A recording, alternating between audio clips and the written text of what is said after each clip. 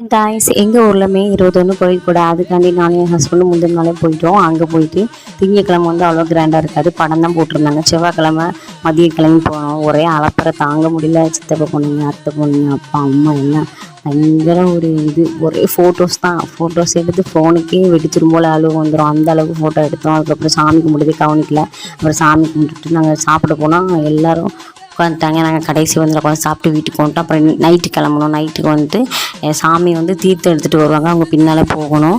நாங்கள் அதனால் கிளம்பிட்டு பொங்கல் வைப்பாங்க. சாமி வந்துட்டு சுற்றணும். சாமியை 3 தடவை பொங்கல் வச்சுட்டு அதை படப்பு சோறு சமைப்பாங்க. பொங்கல் வைக்கிறேன் பொங்கல் வைப்பாங்க. அப்புறம் கறி சோறு கோழிலாம் அறுத்து வைப்பாங்க. அதுக்கப்புறம் சாமக்கூடம் நடக்கும்.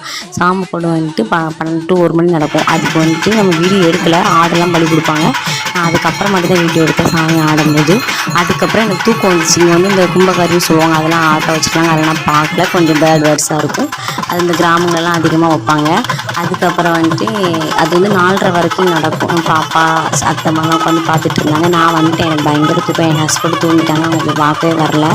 அதுக்கப்புறம் மார்னிங் வந்துட்டு மஞ்சள் தண்ணி ஊற்றுறதுக்கு சாமி காலையிலே வருவாங்க. அது எதுக்குன்னா அது ஓவர் ஆகும். காலையிலே ஆடு மறுபடியும் கிடா வெட்டுவாங்க. அதுக்கப்புறம் சாமி வருவாங்க. சாமி வந்துட்டு மஞ்சள் தண்ணி 3 தடவை காலில் ஊற்றணும்.